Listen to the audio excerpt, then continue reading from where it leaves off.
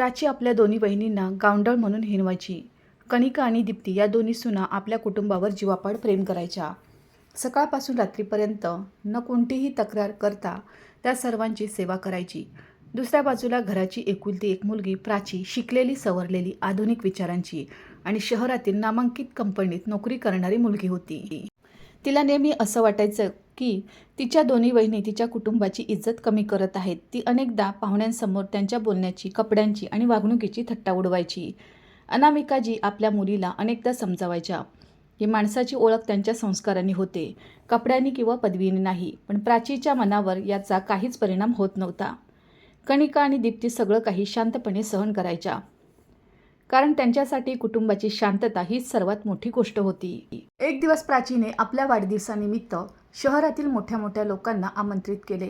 तिने स्पष्ट शब्दात सांगितले आपल्या दोन्ही बहिणींना की त्यांनी कोणासमोर यायचं नाही, कारण त्यांच्यामुळे तिची अब्रू जाईल. हे ऐकून कनिका आणि दीप्तीचे मन तुटले, पण त्यांनी चेहऱ्यावर हसू ठेवून स्वतःला स्वयंपाकघरापुरते मर्यादित करून घेतले. दिवसभर दोघींनी पाहुण्यांसाठी जेवण बनवले, मिठाया तयार केल्या आणि न थकता सर्वांची सेवा करत राहिल्या.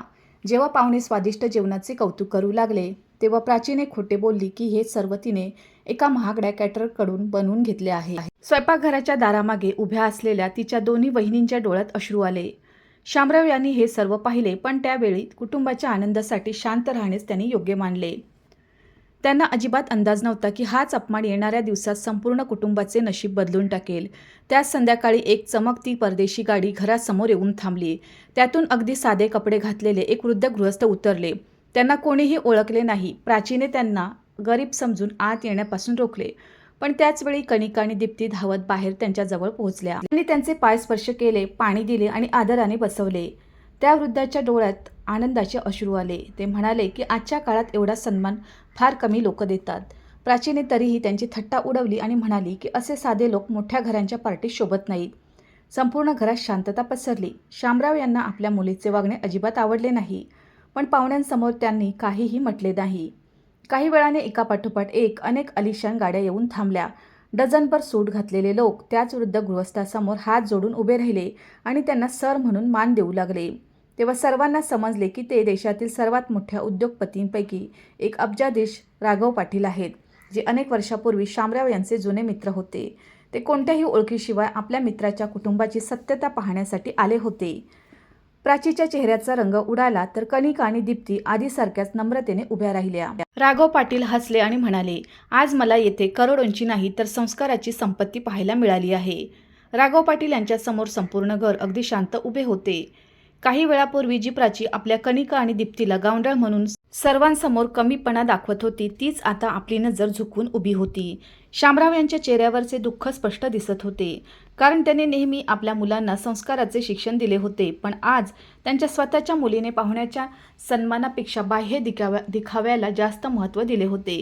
अनामिकाजी यांच्या डोळ्यात अश्रू होते, कारण त्यांना आपल्या दोन्ही सुनांच्या अपमानापेक्षा जास्त या गोष्टीचे दुःख होते की त्यांच्या कुटुंबाच्या आतच नात्यांची प्रतिष्ठा मोडीत निघत होती. दुसरीकडे कनिका आणि दीप्ती कोणत्याही तक्रारीशिवाय स्वयंपाकघरातून मिठाई आणि पाणी घेऊन आल्या आणि त्याच आपुलकीने राघव पाटील यांची सेवा करू लागल्या, जशी त्या प्रत्येक अतिथींची करायच्या. त्यांच्या चेहऱ्यावर कोणताही घमेंड नव्हता आणि कोणतीही तक्रार नव्हती, फक्त कुटुंबाची अब्रू वाचवण्याची चिंता होती. राघव पाटील हे सर्व खूप लक्षपूर्वक पाहत होते. त्यांच्या मनात या दोन्ही सुनांबद्दलचा आदर प्रत्येक क्षणाला वाढत चालला होता. त्यांनी मनाशी निश्चय केला की आज या कुटुंबाला असा एक धडा मिळेल जो ते आयुष्यभर विसरणार नाहीत. काही वेळाने राघव पाटील यांनी सर्वांना आपल्याजवळ बोलावले आणि अत्यंत शांत स्वरात सांगितले की माणसाची खरी ओळख त्याचे कपडे, भाषा किंवा शिक्षण नसून त्याचे वागणे आणि संस्कार असतात. त्यांनी आपला जीवनप्रवास सांगायला सुरुवात केली. त्यांनी सांगितले की एक वेळ अशीही होती जेव्हा त्यांचे वडील शेतात मजुरी करायचे. त्यांची आई दुसऱ्यांच्या घरी जेवण बनवायची आणि त्यांनाही लोक गावंढळ म्हणून अपमानित करायचे. पण त्याच आई-वडिलांनी त्यांना हे शिक्षण दिले की कधीही कोणत्याही गरीब, कमी शिकलेल्या किंवा साध्या माणसाची थट्टा उडवू नका. हेच संस्कार त्यांना अब्जाधीश बनवून गेले. संपूर्ण घरात गडद शांतता पसरली. प्राचीच्या चेहऱ्यावर पश्चातापाच्या रेषा स्पष्ट दिसू लागल्या, पण तिच्या अहंकाराची भिंत अजून पूर्णपणे तुटली नव्हती. ती मनातल्या मनात विचार करत होती की अखेर दोन अशिक्षित सुनांना एवढा आदर का दिला जात आहे, तर ती स्वतः शिकलेली आणि नोकरी करणारी मुलगी आहे. याच दरम्यान राघव पाटील यांनी आपल्या सचिवाकडे इशारा केला. संपूर्ण गल्लीतील लोक आपापल्या घरातून बाहेर आले. एवढी मोठी हस्ती शामराव यांच्या साध्याशा घरात बसली आहे हे पाहून प्रत्येकजण थक्क झाला होता. राघव पाटील यांनी सर्वांसमोर कनिका आणि दीप्तीला आपल्याजवळ बोलावले. दोघी घाबरत मान झुकवून उभ्या राहिल्या. राघव पाटील यांनी त्यांचे हात आपल्या हातात घेऊन सांगितले, ज्या हातामध्ये सेवेची भावना असते तेच हात सर्वात श्रीमंत असतात. त्यांनी घोषणा केली की त्यांची नवीन सामाजिक संस्था जी संपूर्ण देशात गरीब मुलींचे शिक्षण आणि महिलांच्या सन्मानासाठी काम करणार आहे, तिच्या पहिल्या संरक्षिका कनिका आणि दीप्ती असतील. हे ऐकताच संपूर्ण गल्ली टाळ्यांच्या कडकडाटाने गुंजून उठली. ज्या लोकांनी कधी त्यांना गावंढळ म्हणून त्यांची थट्टा केली होती तेच लोक आता आदराने त्यांच्याकडे पाहू लागले. पण कनिका आणि दीप्ती यांच्या डोळ्यात आनंदापेक्षा जास्त नम्रता होती. त्यांनी हात जोडून सांगितले की त्यांना कोणत्याही पदाची किंवा सन्मानाची गरज नाही, फक्त त्यांच्या कुटुंबाचे प्रेम टिकून राहो. राघव पाटील यांनी हसत शामराव यांच्याकडे पाहिले आणि म्हणाले, तुम्ही खरोखर खूप मोठी संपत्ती कमावली आहे. तुमच्या घरात संस्काराचे असे भांडवल आहे जे अब्जावधी रुपयांपेक्षाही अधिक मौल्यवान आहे. हे ऐकून शामराव यांचे डोळे भरून आले. त्यांनी आपल्या दोन्ही सुनांना आपल्याजवळ बोलावून पहिल्यांदाच संपूर्ण समाजासमोर अभिमानाने सांगितले की या दोन्ही या घराच्या लक्ष्मी आहेत. ज्याने कोणी त्यांना गावंढळ समजले त्याने माणुसकीलाच ओळखले नाही. अनामिकाजी यांनीही दोन्ही सुनांना मिठी मारली. हे दृश्य पाहून आजूबाजूला उभ्या असलेल्या लोकांचे डोळेही पाणावले. फक्त प्राची एका कोपऱ्यात उभी राहून आपल्या वागणुकीची आठवण करत होती. तिला पहिल्यांदाच जाणवत होते की शिक्षण माणसाला मोठे बनवत नाही, तर इतरांबद्दलचा आदर त्याला महान बनवतो. तरीही तिच्यातील अहंकार पूर्णपणे संपला नव्हता. प्राची रात्रभर आपल्या खोलीत अस्वस्थ बसून राहिली. संपूर्ण गल्लीत तिच्या दोन्ही बहिणींचे कौतुक होत होते आणि लोक त्यांना संस्काराचे उदाहरण मानत होते. ज्या सन्मानाची ती नेहमी स्वतःला मानकरी समजत होती, तोच सन्मान आज तिच्या दोन्ही बहिणींना मिळत होता. तिच्या मनातील जळजळ हळूहळू रागात बदलू लागली. दुसऱ्या दिवशी सकाळी जेव्हा शामराव संपूर्ण कुटुंबासह नाश्त्याच्या टेबलावर बसले, तेव्हा प्राचीने उपरोधिक स्वरात म्हटले की केवळ 2 गोड गोष्टी बोलल्याने कोणी महान बनत नाही. तिने टोमणा मारत म्हटले की गावंढळ लोकांना कितीही आदर मिळाला तरी त्यांची विचारसरणी कधीही बदलू शकत नाही. हे ऐकताच संपूर्ण घर एकदम शांत झाले. कनिका आणि दीप्ती यांनी नेहमीप्रमाणे मान झुकवली. त्यांनी कोणतेही उत्तर दिले नाही, कारण त्यांना लहानपणापासून हे शिकवले गेले होते की नाती शब्दांनी नाही तर संयमाने वाचवली जातात. अनामिकाजी यांचे डोळे भरून आले, तर कुणाल आणि वरुण यांना आपल्या पत्नींचा वारंवार होणारा अपमान आता आतून बोचू लागला होता. शामराव यांनी पहिल्यांदाच कठोर स्वरात प्राचीला समजावले की माणसाची जीभ ही त्याच्या संस्काराचा आरसा असते. पण प्राची आपल्या अहंकारात इतकी बुडाली होती की तिने वडिलांचे बोलणेही दुर्लक्षित केले. त्याच दिवशी दुपारी राघव पाटील पुन्हा कोणत्याही गाजावाजाशिवाय घरी पोहोचले. त्यांच्यासोबत त्यांच्या कंपनीचे अनेक वरिष्ठ अधिकारीही होते. संपूर्ण कुटुंबाला बैठकीच्या खोलीत बोलावण्यात आले. सर्वांसमोर राघव पाटील यांनी एक फाईल शामराव यांच्या हातात ठेवली आणि सांगितले की वर्षापूर्वी जेव्हा ते संघर्ष करत होते तेव्हा शामराव यांनी कोणत्याही स्वार्थाशिवाय त्यांना मदत केली होती. त्यांनी कधीही त्या उपकाराची परतफेड मागितली नाही, पण आज अशी वेळ आली आहे की त्यांनी आपल्या मित्राचे कर्ज फेडावे. त्यांनी घोषणा केली की ते शामराव यांच्या नावाने एक अवाढव्य कौटुंबिक ट्रस्ट बनवत आहेत, ज्याची मालमत्ता हजारो कोटी रुपयांची असेल. या ट्रस्टच्या देखरेखीचा अधिकार त्यांनी कोणत्याही शिकलेल्या अधिकाऱ्याला किंवा बिझनेस एक्सपर्टला नाही, तर कनिका आणि दीप्ती यांच्याकडे सोपवण्याचा निर्णय घेतला होता. हे ऐकताच संपूर्ण घरात शांतता पसरली. प्राचीच्या चेहऱ्याचा रंग उडाला. ज्या 2 महिलांना ती दररोज गावंढळ म्हणून अपमानित करायची, त्याच अब्जावधींची जिम्मेदारी सांभाळतील यावर तिचा विश्वासच बसत नव्हता. कनिका आणि दीप्ती यांनी लगेच हात जोडले आणि अत्यंत नम्रतेने सांगितले की त्यांना धनदौलतीची कोणतीही इच्छा नाही. त्यांनी सांगितले की जर राघव पाटील खरोखरच त्यांना सन्मान देऊ इच्छितात तर त्या ट्रस्टचा पैसा गरीब मुलींचे शिक्षण, विधवा महिलांचे पुनर्वसन आणि वृद्धांच्या सेवेसाठी वापरला जावा. त्यांनी स्वतःसाठी फक्त एवढेच सांगितले की त्यांचे कुटुंब नेहमी एकत्र राहावे आणि घरात कोणाच्याही डोळ्यात अपमानाचे अश्रू येऊ नयेत. त्यांचे हे बोलणे ऐकून राघव पाटील यांचेही डोळे पाणावले. ते म्हणाले, आज त्यांनी जगातील सर्वात मोठी गुंतवणूक पाहिली आहे. अशी गुंतवणूक जी पैशात नाही तर संस्कार आणि त्यागात असते. तेथे उपस्थित असलेला प्रत्येक अधिकारी उभा राहून दोन्ही बहिणींच्या सन्मानासाठी टाळ्या वाजवू लागला. संपूर्ण गावात ही बातमी वाऱ्यासारखी पसरली की ज्या महिलांना लोक गावंढळ समजत होते त्याच आज हजारो कुटुंबाच्या भविष्याचा निर्णय घेणार आहेत. संध्याकाळी शामराव संपूर्ण कुटुंबाला अंगणात घेऊन बसले. त्यांनी आपल्या दोन्ही सुनांच्या डोक्यावर हात ठेवला आणि म्हणाले, आज त्यांना असे वाटत आहे की देवाने मुलींच्या रूपाने 2 अनमोल वरदान दिले आहेत. अनामिका यांनी कणिका आणि दीप्तीला मिठी मारून सांगितले की त्यांनी या घराची इज्जत आपल्या संयमाने आणि प्रेमाने वाचवली आहे. कुणाल आणि वरुण अभिमानाने आपल्या पत्नीकडे पाहत होते, तर प्राची एका कोपऱ्यात बसून सर्व काही पाहत होती. तिच्या मनात पहिल्यांदाच आपल्या वागणुकीबद्दल पश्चातापाची एक छोटीशी ठिणगी पडली, पण तिचा अहंकार अजून पूर्णपणे संपला नव्हता. तिला वाटत होते की कदाचित वेळ बदलल्यावर सर्व काही पुन्हा आधीसारखे होईल. तिला हे अजिबात ठाऊक नव्हते की नशीब तिच्यासाठी असे वळण घेऊन येणार आहे, जिथे तिला त्याच कणिका आणि दीप्तींसमोर मदतीसाठी हात जोडावे लागतील. वेळ हळूहळू पुढे सरकत गेला. कणिका आणि दीप्ती यांच्या वागण्यात जराही बदल झाला नाही. अब्जावधी रुपयांच्या ट्रस्टची जबाबदारी मिळाल्यानंतरही दोघी सकाळी सर्वात आधी उठायच्या, संपूर्ण घराची साफसफाई करायच्या, अनामिकाजी यांच्यासोबत स्वयंपाकघर सांभाळायच्या, शामराव यांच्यासाठी चहा बनवायच्या आणि मग गरजू लोकांच्या मदतीसाठी ट्रस्टच्या कामात व्यस्त व्हायच्या. संपूर्ण जिल्ह्यात त्यांच्या प्रामाणिकपणाची आणि सरळपणाची चर्चा होऊ लागली. लोक लांबून लांबून आपल्या मुलींच्या शिक्षणासाठी, गरीब कुटुंबाच्या मदतीसाठी आणि वृद्धांच्या उपचारासाठी त्यांच्याकडे येऊ लागले आणि दोघी कोणत्याही भेदभावाशिवाय प्रत्येकाला मदत करायच्या. दुसरीकडे प्राचीचा स्वभाव आधीसारखाच राहिला. तिला वाटायचे की हा सन्मान फक्त नशिबामुळे मिळाला आहे. एक दिवस सर्व काही संपून जाईल. ती प्रत्येक लहान गोष्टीवर आपल्या वहिनींना टोमणे मारायची, पण कणिका आणि दीप्ती हसून प्रत्येक कडू शब्द शांतपणे सहन करायच्या. शामराव अनेकदा विचार करायचे की ज्या सुनांना लोक गावंढळ म्हणायचे, आज त्याच घराची सर्वात मोठी ताकद बनल्या आहेत.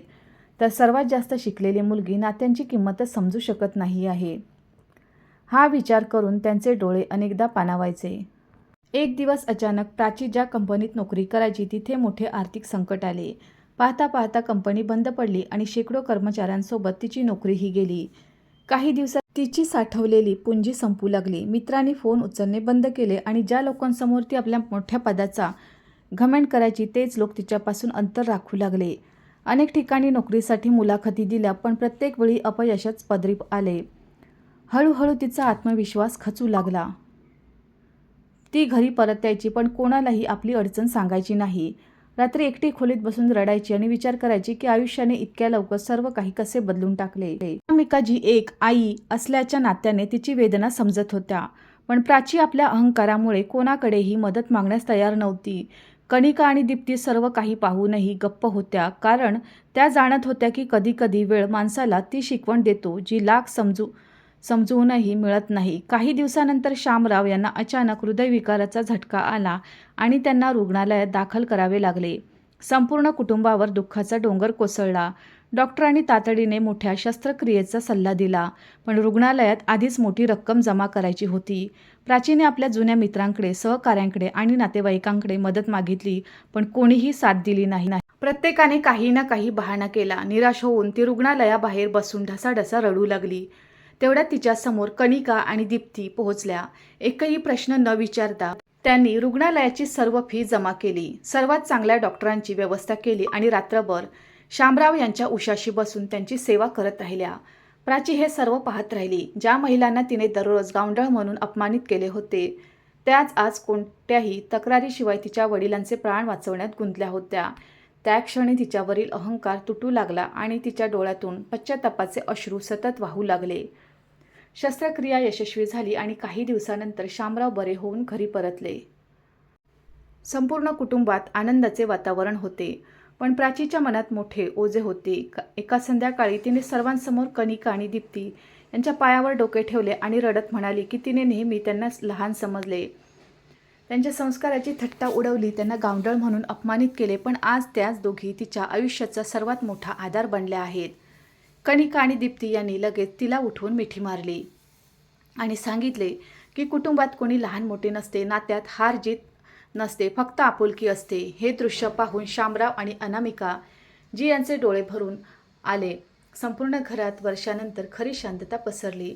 शामराव बरे होऊन घरी परतल्यावर संपूर्ण कुटुंबाचे वातावरण पूर्णपणे बदलले होते. प्राची आता आधीसारखी घमेंडी मुलगी राहिली नव्हती. ती सकाळी सर्वात आधी उठून आपली आई अनामिकाजी यांच्यासोबत स्वयंपाक घरात मदत करू लागला. कणिका आणि दीप्तींसोबत बसून हसू खेळू लागली आणि प्रत्येक लहान मोठ्या गोष्टीत त्यांचा आदर करू लागली. पण कणिका आणि दीप्ती यांच्या वागण्यात कोणताही बदल झाला नाही. त्यांनी कधीही प्राचीला तिच्या जुन्या वागणुकीची जाणीव करून दिली नाही आणि तिच्यासमोर आपल्या त्यागाची बढाई मारली नाही. त्यांच्यासाठी नाती जोडणे ही सर्वात मोठी गोष्ट होती. शामराव अनेकदा अंगणात बसून आपल्या कुटुंबाला एकत्र पाहून देवाचे आभार मानायचे आणि म्हणायचे की ज्या घरात सुना मुलींसारख्या आणि मुली बहिणींसारख्या राहू लागतात त्या घरावर नेहमी लक्ष्मीची कृपा राहते. संपूर्ण गावातही या कुटुंबाचे उदाहरण दिले जाऊ लागले. लोक म्हणायचे की ज्या 2 महिलांना कधी गावंढळ म्हणून अपमानित केले गेले होते त्याच आज आपल्या संस्कारांनी संपूर्ण कुटुंबाची सर्वात मोठी ताकद बनल्या आहेत. हे कौतुक ऐकूनही कणिका आणि दीप्ती यांच्या चेहऱ्यावर फक्त नम्र हास्य असायचे, कारण त्यांच्यासाठी सर्वात मोठा आनंद कुटुंबाची साथ हा होता. समाजाची स्तुती नाही. या काळात राघव पाटील यांनी शामराव यांच्या कुटुंबाला आपल्या शहरात आयोजित एका भव्य समारंभासाठी आमंत्रित केले, जिथे देशातील मोठे उद्योगपती, अधिकारी आणि समाजसेवक उपस्थित होते. मंचावर पोहोचताच राघव पाटील यांनी हजारो लोकांसमोर कणिका आणि दीप्तीची ओळख करून दिली. ते म्हणाले की आज ते अशा 2 महिलांचा सन्मान करणार आहेत ज्यांनी कोणत्याही मोठ्या पदाशिवाय, उच्च शिक्षणाशिवाय आणि कोणत्याही दिखाव्याशिवाय हे सिद्ध केले आहे की संस्कार हीच माणसाची सर्वात मोठी संपत्ती असते. संपूर्ण सभागृह टाळ्यांच्या कडकडाटाने गुंजून उठले. त्याचवेळी राघव पाटील यांनी घोषणा केली की ते आपल्या संपत्तीचा एक मोठा हिस्सा गरीब मुलींच्या शिक्षणासाठी आणि कुटुंबाच्या उत्थानासाठी समर्पित करतील आणि या मोहिमेची मुख्य जबाबदारी कणिका आणि दीप्ती सांभाळतील. हे ऐकून मीडियाचे कॅमेरे त्यांच्याकडे वळाले, पण दोघींनी मंचावर उभे राहून फक्त एवढेच म्हटले की जर एखाद्या मुलीला आदर आणि कुटुंबाची साथ मिळाली तर ती जगातील सर्वात श्रीमंत व्यक्ती बनू शकते. त्यांचे हे बोलणे ऐकून तेथे बसलेल्या अनेक लोकांचे डोळे पाणावले आणि शामराव अभिमानाने आपल्या सुनांकडे पाहत राहिले. समारोह संपल्यानंतर एक वृद्ध महिला गर्दी बाजूला करत कणिका आणि दीप्तीजवळ आली. तिच्या डोळ्यातून सतत अश्रू वाहत होते. तिने थरथरत्या हाताने दोघांच्या डोक्यावर हात ठेवला आणि म्हणाली की काही महिन्यापूर्वी तिच्या नातीचे शिक्षण पैशाअभावी सुटणार होते, पण ट्रस्टकडून मिळालेल्या मदतीने तिचे आयुष्य बदलले. आज तीच मुलगी डॉक्टर होण्यासाठी अभ्यास करत आहे. हे ऐकताच कणिका आणि दीप्तींचे डोळे भरून आले. त्यांनी त्या वृद्ध महिलेला मिठी मारली. हे दृश्य पाहून संपूर्ण सभागृह उभे राहिले आणि टाळ्यांचा आवाज कित्येक मिनिटांपर्यंत थांबण्याचे नाव घेत नव्हता. प्राचीही हे सर्व पाहून रडू लागली. तिला आठवू लागले की कधीतरी तिने याच 2 महिलांना आपल्या घराच्या इज्जतीवर ओझे म्हटले होते, तर आज त्याच हजारो कुटुंबाची आशा बनल्या होत्या. तिने मनापासून देवाकडे प्रार्थना केली की प्रत्येक घराला अशा सुना मिळोत ज्या आपल्या त्यागाने आणि प्रेमाने नाती नेहमी जिवंत ठेवतील. रात्री जेव्हा संपूर्ण कुटुंब आपल्या घरी परतले तेव्हा शामराव यांनी अंगणात सर्वांना आपल्याजवळ बोलावले. त्यांनी कणिका आणि दीप्ती यांच्या डोक्यावर हात ठेवून सांगितले की आज त्यांना सून नाही तर आपल्या मुली मानल्या आहेत. अनामिका यांनी दोघींना मिठी मारून सांगितले की ज्या दिवशी त्या या घरात आल्या होत्या त्याच दिवशी लक्ष्मीही त्यांच्यासोबत आली होती. पण ही गोष्ट समजून घेण्यासाठी संपूर्ण कुटुंबाला वेळ लागला. कुणाल, वरुण आणि प्राची यांच्या डोळ्यातही आनंदाचे अश्रू आले. संपूर्ण घर प्रेम, आदर आणि आपुलकीने भरून गेले होते. दुसऱ्या दिवशी सकाळी शामराव यांच्या घराबाहेर लोकांची मोठी गर्दी जमली होती. गावापासून शहरापर्यंतचे लोक केवळ एक झलक पाहण्यासाठी आले होते. मीडियाच्या गाड्या उभ्या होत्या, कॅमेरे सतत चालत होते आणि प्रत्येक त्या 2 साध्या महिलांना पाहू इच्छित होता ज्यांना कधी गावंढळ वहिनी म्हणून अपमानित केले गेले होते. राघव पाटील यांनी संपूर्ण कुटुंबाला बोलावले. कणिका आणि दीप्ती यांनी हे सिद्ध केले होते की शिक्षणाआधी संस्कार, धनाआधी त्याग आणि पदाआधी कुटुंबाचे प्रेम सर्वात मोठे असते. कणिका आणि दीप्ती साधी सुती साडी नेसून डोक्यावर पदर घेऊन आल्या. त्यांच्या चेहऱ्यावर तीच सादगी होती ज्याने प्रत्येकाचे मन जिंकले होते. राघव पाटील यांनी घोषणा केली की त्यांच्या ट्रस्टच्या नवीन योजनेअंतर्गत संपूर्ण राज्यातील गरीब मुलींचे शिक्षण, विधवा महिलांचे पुनर्वसन आणि वृद्धांच्या देखभालीसाठी हजारो कोटी रुपये खर्च केले जातील आणि या योजनेचे नाव कणिका दीप्ती परिवार सन्मान अभियान ठेवले जाईल. हे ऐकताच संपूर्ण हॉल टाळ्यांच्या गुंजने भरून गेला. ज्या लोकांनी कधी त्यांना गावंढळ म्हटले होते तेच लोक आज सन्मानाने उभे राहून मान झुकवत होते. आज तो क्षण होता ज्याला प्रत्येकजण अब्जाधीशाची चपराक म्हणत होता. अशी चपराक जी कोणत्याही चेहऱ्यावर नाही तर घमेंड, दिखावा आणि खोट्या प्रतिष्ठेवर बसली होती. त्याचवेळी समोर बसलेल्या प्राचीच्या डोळ्यातून सतत अश्रू वाहत होते.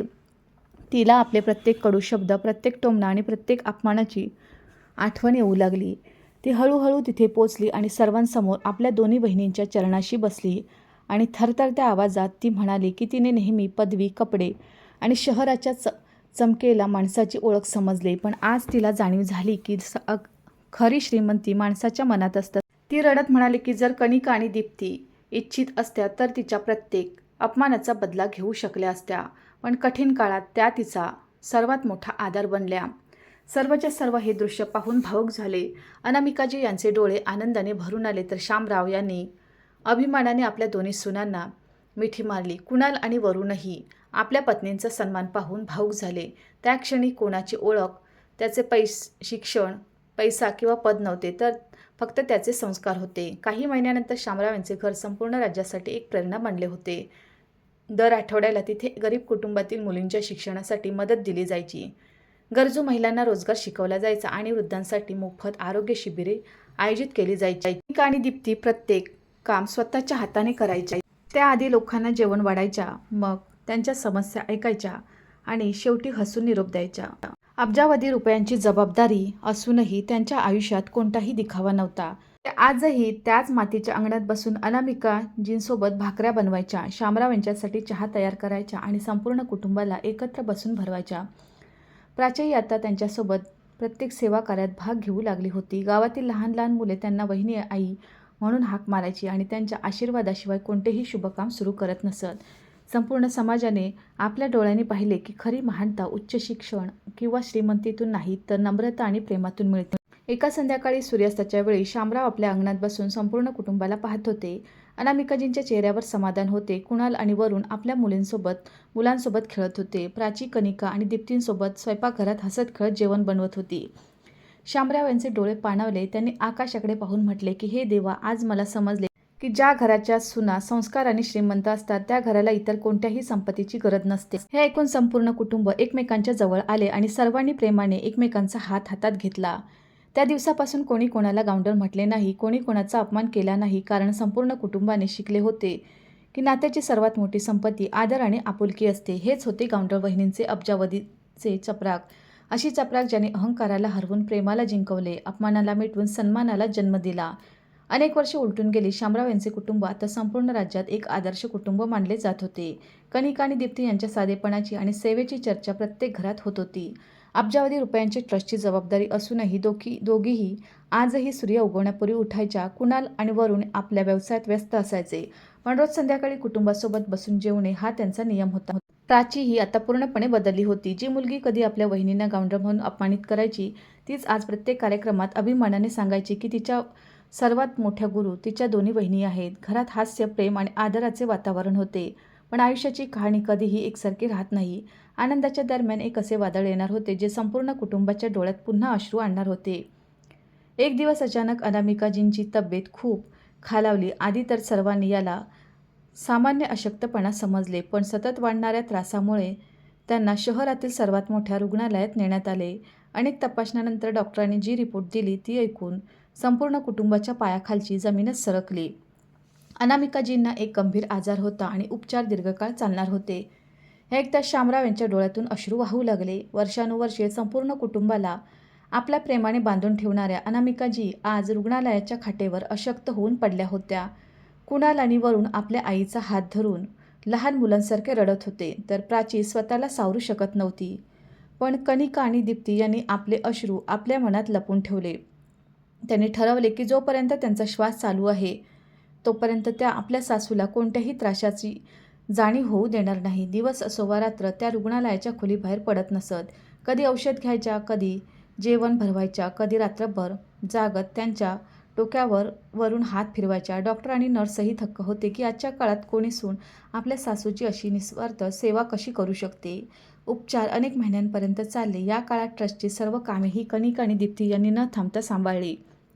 सकाळी रुग्णालय, दुपारी गरजू लोकांची मदत आणि रात्री पुन्हा रुग्णालय. अनेक वेळा दोघींनी स्वतः जेवण केले नाही, पण अनामिकाजींच्या औषध आणि वेळेवर जेवणात कधीही कोणतीही कमतरता येऊ दिली नाही. एका रात्री अनामिकाजींचे डोळे उघडले तर त्यांनी पाहिले की कनिका खुर्चीवर बसल्या बसल्या थकून झोपली आहे आणि दीप्ती यांच्या पायाजवळ डोके टेकून बसली आहे. दोघांच्या चेहऱ्यावर अनेक दिवसांचा थकवा स्पष्ट दिसत होता.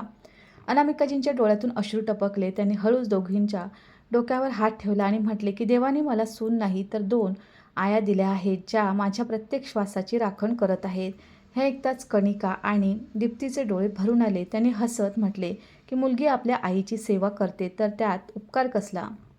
खोलीत उपस्थित असलेल्या प्रत्येक व्यक्तीचे डोळे पाणावले. काही महिन्यांच्या कठीण लढाईनंतर अनामिकाजी पूर्णपणे बऱ्या होऊन घरी परतल्या. शामराव यांनी संपूर्ण कुटुंबासमोर हात जोडून आपल्या दोन्ही सुनांना सांगितले की ज्या दिवशी तुम्ही या घरात आल्या होत्या त्या दिवशी मला सुना मिळाला होता, पण आज मी पूर्णपणे अभिमानाने सांगतो की तुम्ही माझ्या मुलीच नाही तर माझ्या आयुष्याचा सर्वात मोठा आधार आहात. हे ऐकून कणिका आणि दीप्ती ढसाढसा रडू लागल्या. प्राचीने दोघांना मिठी मारत म्हटले की जर जगात नात्याचे एखादे सर्वात मोठे उदाहरण असेल तर ते तुम्ही दोघी आहात वहिनी. संपूर्ण अंगणात भावनांचा असा पूर आला की तिथे उपस्थित असलेल्या प्रत्येक व्यक्तीचे डोळे पाणावले होते.